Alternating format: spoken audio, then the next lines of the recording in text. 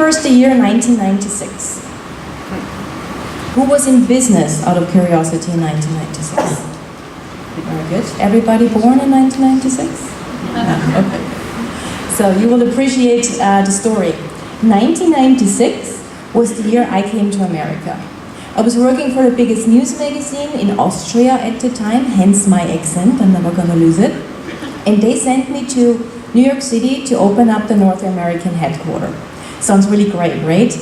In reality, I was working out of my tiny little studio apartment in downtown Manhattan, and I had 3 ways of delivering my stories. I had a fax machine, everybody remembers that. I had this huge Apple computer, and I had the tiny little AOL CD that we popped in, and then you needed to wait for the crackling noise, and 30 seconds later, boom, you got mail. Whoops, boom, you got mail.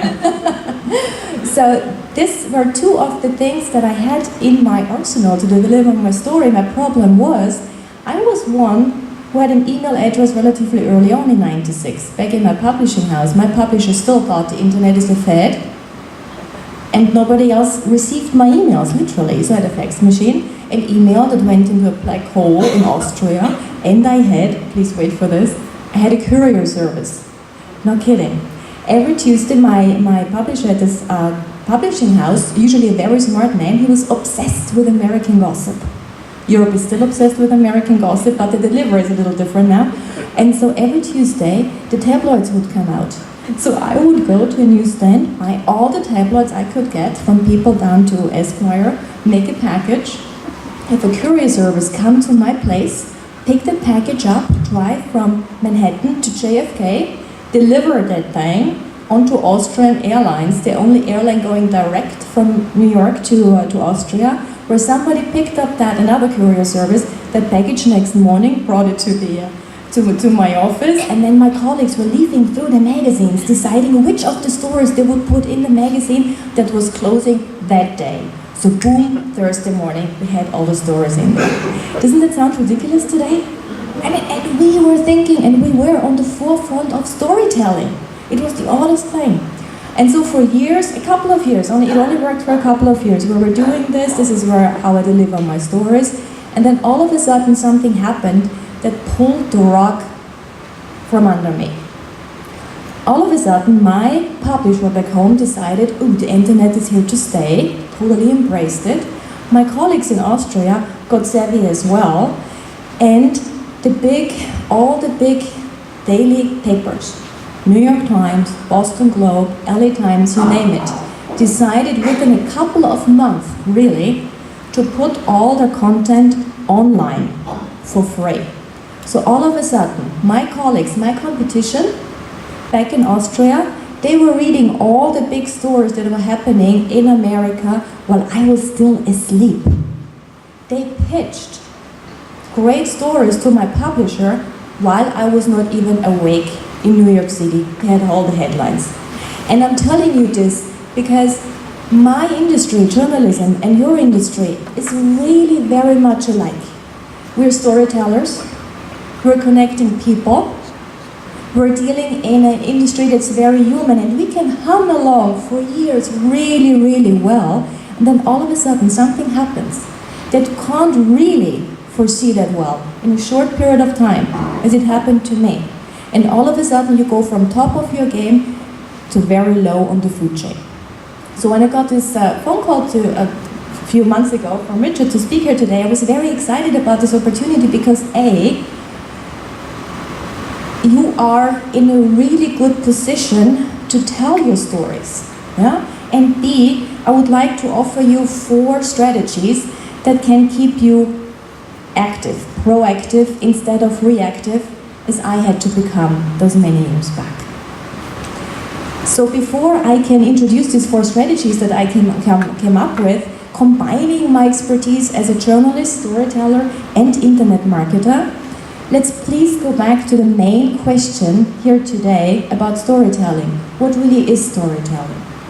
So according to the National Storytelling Network, you can read it yourself, I would like to put the focus on the second part of the sentence. a story while encouraging the listener's imagination to complete and co-create a story. I'm sorry, I'm usually moving like crazy, I would be pacing up and down, so I try to stay put. In other words, storytelling in its core is all about enlisting the imagination and stirring up emotions from your audience. Just think back about your own experience. What are the stories that you actually remember? It really, as a journalist I can say that, it really doesn't matter if a story is written so well. If you use big words, small words, long sentences, small sentences. The really good storyteller is the person that can enlist emotions in the readers. Any story that you remember, regardless if it was print, video, audio, or radio, you remember these stories not because of the facts, but how these stories made you feel. This is a super important point for storytelling, how it made you feel. So storytelling is deeply human, and it connects people to people and people to events. So of course you know, people that go to your events, they are telling stories about it all the time. They're telling the stories while they are there, and when they're going home, they talk to the spouses, friends, co-workers. There's a ripple effect. And what I'm saying, it behooves you really well to tap into the emotions and start shaping the narrative of your story, of the event, before the event even happens. And what I would like to suggest for the course of the next 20 minutes is, I understand you have so much to do. There are so many moving pieces that you will have to take care of every single day. But let's please take a step back and take a broader view. Take the bigger picture view. I'm suggesting that your event is primarily also a living, breathing entity, very human. So I'm suggesting for today that your event has a soul. And that soul is deeply connected to the mission of your industry. And the soul of your event is connected to and is stirring up certain emotions that the people who come to your events want to feel. They want to feel these emotions. So we have a wide variety of industry here today, so I would like to make an example, and I picked one show that I go personally to that I really like to illustrate what I mean with this. So I picked travel, adventure travel, surprisingly. Let's look please at the Travel and Adventure Show, a show that I attend every year in DC, January, February. And when you look at it, so the mission statement, when I go actually on the website, their mission would just say that they are connecting exhibitors and sponsors to about 140,000 people coming to their event over the course of the weekend, which is all true. You look at the photo, it's all true, mission accomplished. People come to events to make connections and to see the new products. What I am saying as a storyteller is this is just 10% of the reality. Because people are attracted to travel and so to the show for this. They come to the show for this. They come to the show because they want to feel like this. This is a photo I took of my 2-year-old 2 weeks ago at the Chesapeake Bay Sunrise. This is now, I used to go for adventure, now I go for this, so I can feel good as a mother and see the joy that my son has being connected to nature, watching a hawk at 6:30 in the morning on a Sunday go for its prey. This is why I am going now, and these are the emotions, please, whatever your industry you're in. There is always the 10% tip of the iceberg, and then there are the 90% underneath. And because this is storytelling, I want you to please always tap as much as you can into the 90%. Go really deep. Again, to just make the point one more time, enlist emotion from the audience, and it behooves you to tap into these before the event through storytelling. Now, at the beginning I said to you, you're in a very good position. You're really powerful storytellers in your daily life at your events. I'm also suggesting that in addition to what you're already doing, you have a something in your arsenal that you are not using enough. You're very powerful storytellers because you have access to a pre-qualified audience that you are not communicating enough with. Everybody here in the room working for the event industry, you may not have access directly, but you have a large email list that you are not tapping into. I know some people have at least in the tens of thousands of people on their email list, up to 80, 90, maybe even 100,000 here in our room. And I'm not on everybody's list, of course, but I can tell you, the shows that I go to and in the lists I am, you are not communicating with me nearly enough.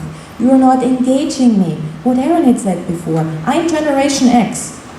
I am the one and the younger ones that want to be engaged before the event even happens. And here's why this is really important. The power of your list is because you can give your new exhibitors and sponsors access to your list in addition to all the exposure they would get during the event anyway. So it's all about engaging and tapping into a source that you can tap into that you're not using enough. So combining storytelling now with internet marketing, that's what it is. I have 4 strategies for you that you can do that you can really boost sales for exhibitors, audience, sponsors alike through the board if you use any of the 4, all of the 4, however you want to choose that. My suggestion is you create the first one. Strategy number 1, your storyteller, you're introducing the characters of your story early. You do that pre-event. You do it with the new exhibitors, the new sponsors, or the ones that are most loyal to you, however that works out for you. You're creating an online summit. Many of you may have seen online summits for the last 3-4 years. They're usually done for list building. I'm suggesting a variation of that form. I'm suggesting that you are inviting your exhibitors and sponsors to shoot some little videos about them and the work that you will then use to introduce them to your audience before the event. And when I say little videos, all of these 4 strategies does not mean much work to you and no money to you. You're asking them to do that because you will give them access to your list, which is a much higher value than just at the event. So if they are smart internet marketers, and most of them are, they will be seeing that opportunity right away and will make videos for you that you then can use. And I know, of course, it's called storytelling, but in our day and age, it's really about story showing. Aaron tapped on this all the time. It's about the engagement, and engagement these days is done through video. So let me give you an example, please. Again, I'm not talking about something elaborate. This year, actually, I went to the Travel and Adventures show and I met Barry. Barry is an English bloke, tall, very much looking the part because he runs a photo safari in Namibia, very luxurious photo safari. So I was there with the garb and he completely looked at it. He doesn't have a sun-kissed face, he has a sunburned face with the wrinkles, everything. Good as they come. So if I would be organizing such an online summit for the Travel and Adventure show, I would say, Barry, please get off that crocodile, take your cell phone, position yourself on location one evening after you took your guests out, in front of your tent, turn on your cell phone. Now Barry, tell me, what did you do today with the guests of your group? What did they see? Oops, sorry. What did your group do today? What did they see? And now Barry, turn around. Show me the tent that you're standing in front of. Oh, I see, that looks good. Candlelight. Hey, what are you going to eat for tonight? What are your guests experiencing? And then Barry, take your cell phone, pan over to the horizon. Show me, what does the Namibian sunset look like? And I'll be quiet and let me just listen to the animals. Boom, it's as easy as that. 2-3 minutes, and I get this sent from you as the audience member to my email and I see this, I'm there. I am there. I have emotions. Barry just instilled my love for Africa again in me. I see this, and next to the video that you're sending me, oh, Barry is coming. Next to it, there's the sign up button and the early bird special. I am there.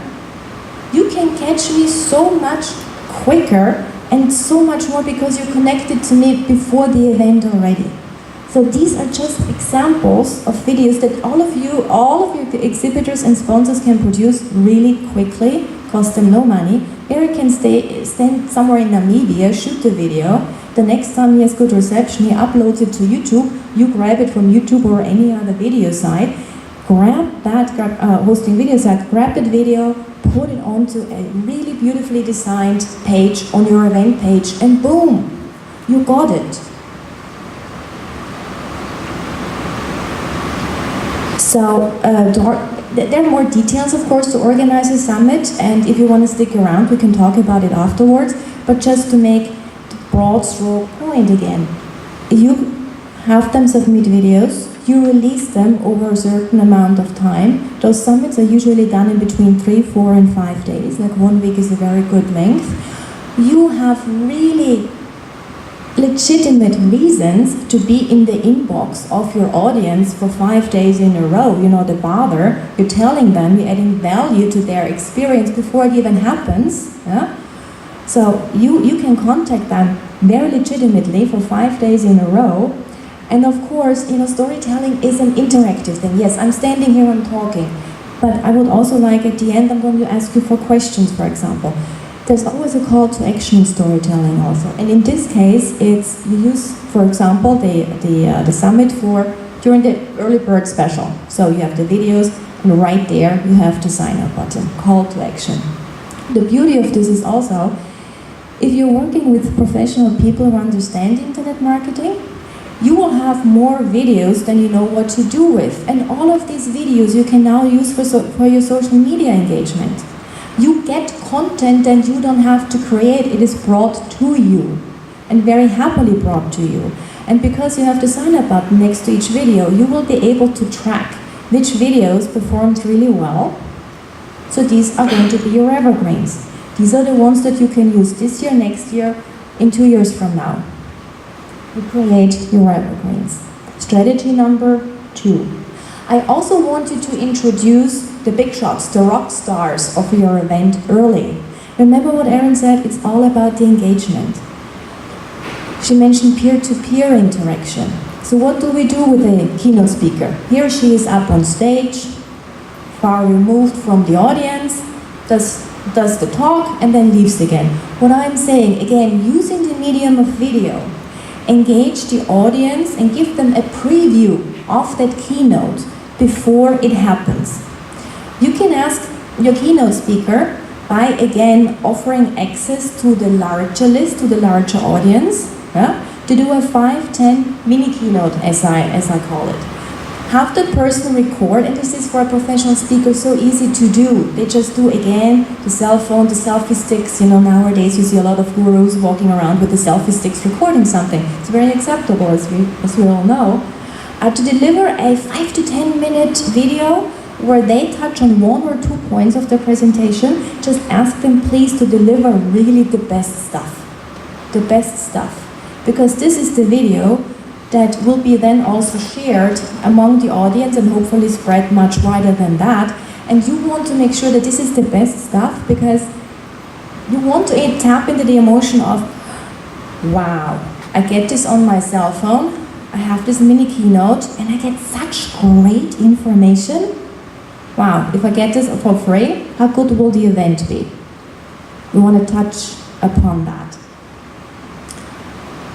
And make the keynote speaker more touchable. Again, bring the peer-to-peer feel at least into it. And so, for example, you can do this. I picked Samantha Brown, ex-Travel Channel host. I would say to her, Samantha, you will have access to that many people during your keynote. Would you please deliver a mini keynote to me while you are walking down the street? Just make something personal. Deliver it in a very personal way. If this is not working for her, so how about after she finished a day of work? and she's more drinking. Maybe this could be even better, who knows, you know? Or if on location is not an option, then at least at home. In this case, in her kitchen. The kitchen, I'm guessing she doesn't see much because she's on the road so often. Just something more personal that engages the people early. And then, of course, again, you have to call to action. You're asking them for feedback. You want to have the questions, and you can promise your audience something in order to get those questions. You can say, all right, you give me your questions, so you get VIP treatment. We will make sure that the questions going to be answered at the live event, and you have seating, front row seating. Or you can promise a follow-up with the keynote speaker, or anything that the sponsor would also be liking to give away. However that works. I'm just saying, use the mini keynote as an engagement, also pre-event. I'm all pre-event here right now, okay? Strategy number 3, bring in your magic maker. I really would like to ask you 2 questions. Who is the person that you always wanted to have at your event, but you're not sure will the audience respond as well as you do to that person? Or maybe even more important, will your boss be as receptive to the person? Really, think about it. Who is this person? Or who is this person whose face and gravitas you would have liked to attach to your event, regardless if that person ever goes there or not? So this is really outside the box thinking. If you have a wish list, write it down. Who are these people? What I'm suggesting again is using the medium of video to engage with these people, doing it multiple ways. So again, you have an email list that you have to offer that is potentially very, very valuable to a person who has something to promote at the time when you're talking to them, okay? This strategy, you will be very surprised who you can get at the moment they have something to promote. Best-selling authors with a new book works like charm. CEOs starting a new foundation, entrepreneurs launching a new venture, or who are the celebrities in your industry that you would like to have attached to your event. What you do, you catch them of course at the right time, that's critical, and then you ask them for an interview. You cannot tell them, okay, produce a video for me, that's not going to work. But you can do an interview with them. And you can do this while you go to the person, of course, put up 2 smartphones, shoot it, have somebody else edit. Or, this is something that I love to do and I've been doing it for many years, you use Skype. This is actually a photo of my computer to the right, you see? That's my interview with Daniel Pink, best-selling author, when he did his last book, To Sell Is Human. You know, he could be sitting there in his underwear, who knows? But he was willing to give me that half an hour, 45 minutes, because it didn't mean that much to him. He didn't have to travel anywhere. And to the left, you see, I'm editing in iMovie. So you use, again, the video opportunity that you have to try out, is this person that I want really a magic maker, or is it a dud? You run it by your audience, you ask them. Or if this is the person that you would like to have attached to your event, this video, short version, clips, long version, transcription, whatever it is, you attach it front and center to your event, and people don't even have to know the person was never there. These are like 3 examples that I wanted to give you that seriously can impact your sales and acquisition all through the board, and they cost you nothing. It's a little time consuming, especially the first one, but if you don't have anybody in your office right now who can execute that, then for the first year, hire somebody. Hire somebody like me as a storyteller and internet marketer to do that for you for the first year, and then you take it from there. But do something active, and again, don't become like me that many years ago, when I had to react and was not proactive. So these are three strategies that are optional. The fourth one, please, the fourth one is really not optional. Fourth strategy is share your success stories. Stories connect us with our humanness, link past, present, and future by teaching to anticipate the possible consequences of our actions. People, you all produced awesome events where things happened. Initiatives were formed, partnerships were created, products were launched because of your event. But I, as the audience, don't know about it because you didn't tell me. Please reach out to everybody that you worked with in the past that was involved in the event and ask for the success stories, because the emotion that you're tapping here into is the emotion of hope. Anybody who goes to an event is hopeful to see, hear, or experience something that they would otherwise not have. Tap into this. These stories are gold. Reap your own harvest, please. Marry the mission of your industry with the voice of your event. Tap into that hope. Tell me the stories as an audience. Yeah? Share them with your voice of power and authority, and then also tell them to me. Please, I would love to know how I can help you, what's going on in your industry. If any of the strategies that I shared here with you, if you need more information, please tell me, talk to me. I'm very easily available. I thank you very much for your time, and please again, talk to me. I'll live for this. All right, thank you.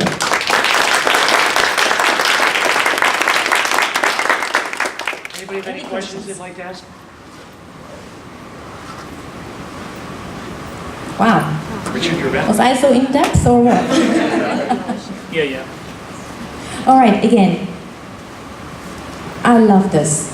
And if my presentation was of value to you, maybe not now, in 6 months from now, take down my information, call me. I'm very happy to talk to you about it again. Okay, bye.